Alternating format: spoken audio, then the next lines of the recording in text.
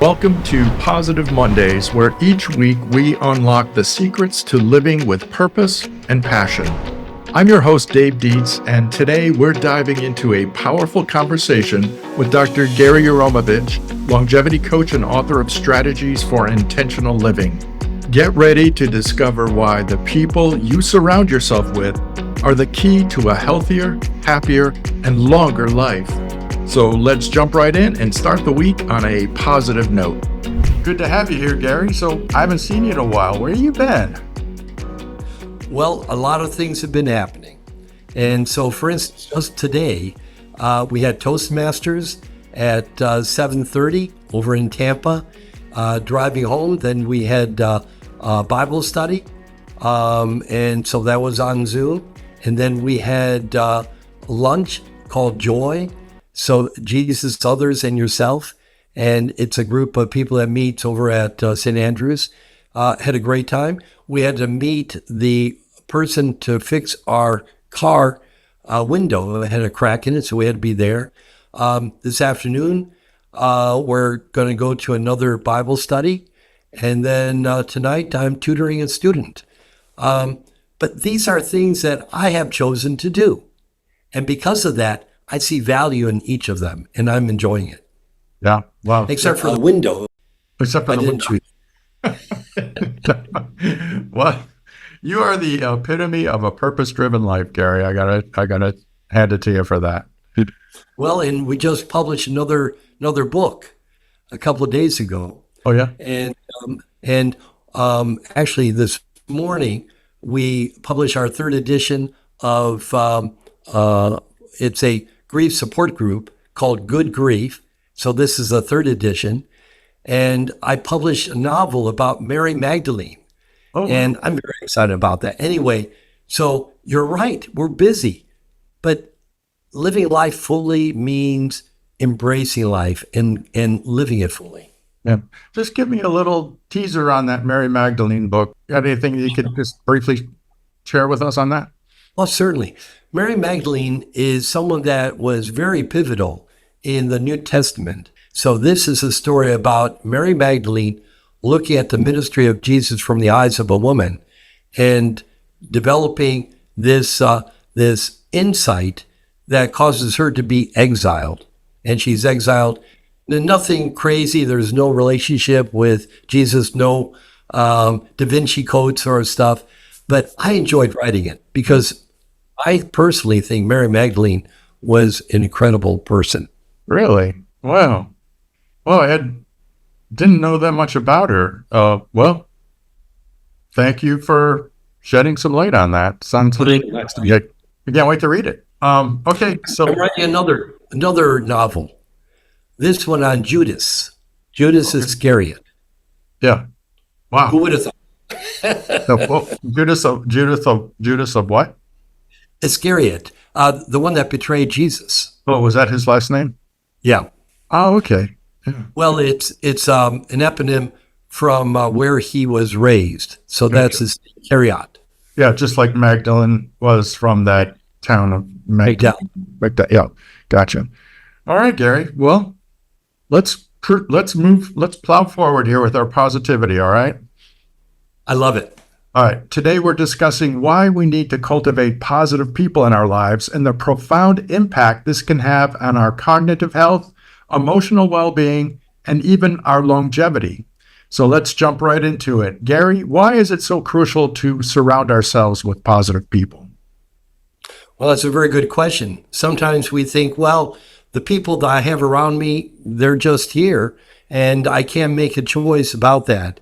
But there's a saying that you are the average of the 5 people you spend the most time with. And we need to figure out who do we want those 5 people to be. And we can cultivate friends that really add something to who we are. And hopefully we're adding something to who they are as well. Positive people have a way of lifting us up, offering support, as well as providing emotional and even cognitive health benefits. So studies in psychology show that being around positive people, individuals, will reduce our stress, improve our emotional regulation, and even promote better health outcomes. So as you probably notice, their energy is contagious. And because of that, it can shift our mindset from being woe is me and everything is messed up to making us more resilient and open to possibilities. Yeah, I've heard that so many times before, that saying, show me your friends and I'll show you how far you get in life. There's a lot of truth to that.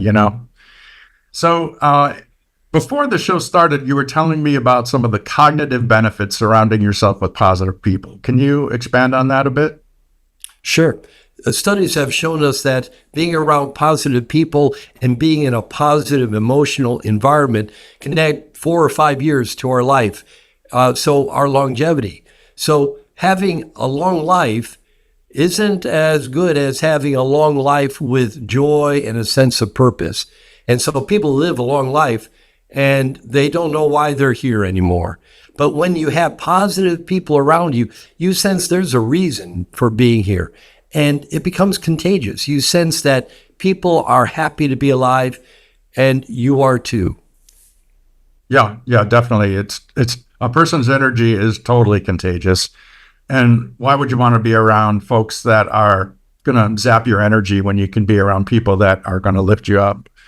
So now in your show notes, also, I saw something about how this affects longevity. Tell me how that works. Well, it can make us more positive, and that can set our mindset to find purpose in our daily life.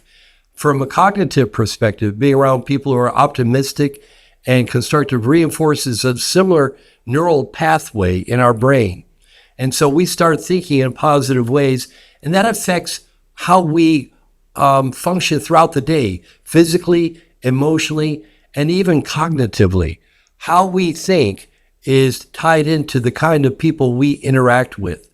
One of the sad things about life is very often we lose our friends. And it's normal for friends to either move away or pass on.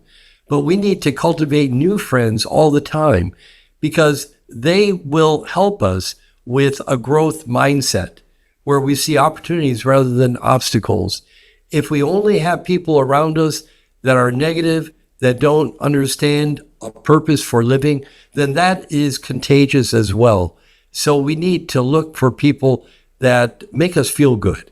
That will promote better decision-making, better choices in health and fitness, creative thinking, and even problem-solving skills. And so all this is very important to bring people into our lives that add momentum and a dynamic to our lives. Right. Yeah. And it seems like it has a compounding effect also, because the more you are around positive people, the more you have positive things to talk about. So this brings me to a critical question. Where do we find positive people? How does somebody naturally gravitate towards positive people? That's a good point. Finding positive people isn't always easy. But there are a few strategies that you can employ. For instance, one place is to start in the communities that align with our values and our interests. It might be a particular church group or Sunday school class or Sabbath school that we know the people there and we know that they have the same values that we do. So that might be a good resource for you to look to see, are there people there that you can cultivate? It could be a group that focuses on volunteer work or a fitness class. We have a friend and she's approaching the age of 90. 3 times a week, she goes to the gym and she meets with her friends that are a similar age, I think most younger than her, but she enjoys being there because they're active and they're living life and they're having a fullness of life. And that's what she wants. So she goes there not just for the physical exercise, but for the interaction that she can have with other people. So a fitness club, a book club, even a professional network. If you're a librarian, find other librarians, a librarian group, a book club, or something like that, and be involved with people there. Look for people who share a passion for growth, for learning, and for giving back to society, because those are the people that are going to cause you to want to do the same thing and give you a sense of purpose. So these types of individuals, they have an abundance mindset, and their energy is always positive, and to be honest, it's infectious. Yeah. Yeah. I know people like that, and you're right. I know people on both ends of the spectrum, and both of them are infectious, either the negative ones and the positive ones. So it's always good to try to steer yourself towards the positive folks, you know. So that brings up a good point, though, too, Gary, is that, you know, we think of our social circles as fixed, but we can really expand them, and it's not that much difficult to do. But let me ask you this question. I have some old friends, and I love them dearly, and I'm not going to give them up. But sometimes when we all get together, you know, we all kind of start to bitch and complain about different things, about politics or money or health or things like that. And sometimes we'll even start dishing the dirt on other people. But we're old dogs, and we're probably not going to change. So the question is, can we occasionally indulge in that behavior every once in a while, knowing that it's just our old friends and we're not going to make it a way of life, but we're just having a good old time? Is that something that we could safely stay within those guide rails? Certainly. Your friends are friends that need to be cultivated. And so enjoy them, embrace them, but realize that if someone is rather toxic, you can only have a short dose of this toxicity. Otherwise, you become poisoned, if you will. One of the things that you need to think about is, how can you be a positive force in their life? So they're negative. They probably need to have someone that's positive in their life. So you be the person that adds to their life. You're the one that has a growth mindset. You're the one that is joyful, that embraces life, that loves living, because then this can become contagious for them. I'm all for overcoming things that are not good with something that is very good. And so be the light, be the salt, as we are told. That's what we should live for, to kind of like be involved in the lives of other people in a positive way. Mm-hmm. Now, Vivica and I, we started something different to encourage this. So we have a Thursday night open dinner time. We call it Thursday Night Together. And whoever wants to come to dinner, they can come to dinner from 6 to 7:30. They just need to let us know they're coming so we have enough food. But this is a time for people to get together, and we want it to be a positive place, a place of joyfulness, a place of feeling embraced by life, and maybe developing something like that where you live, where you invite people over, not to bitch and complain, but to enjoy each other. And so I think that's another good way. And invite those old friends and give them a taste of what it means to be joyful. Yeah, yeah. I think by nature they are joyful group of people, yes, and I really love being around them. And I think it would be easy to just kind of like try to end it, you know, end each subject or end each conversation on something positive. I think they would go along with it and start to get that vibe going as well. So, but it's true. It starts with, you know, like what you said, be the change you wish to see. And it starts with our own actions and our own words. So I hear you there. Totally. In fact, we should focus on gratitude. We should practice kindness. We should be genuinely interested in others. And when you do that from a heart that is full and embracing other people, I think that attracts other positive people. And it might even turn some negative people over into more positive thinking.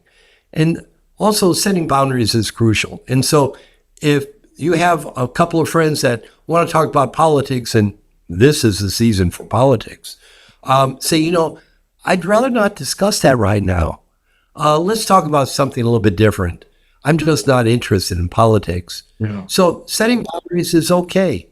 If someone wants to talk about Tampa, you know, the Flyers and the baseball team, and you enjoy it, then enjoy it, embrace it.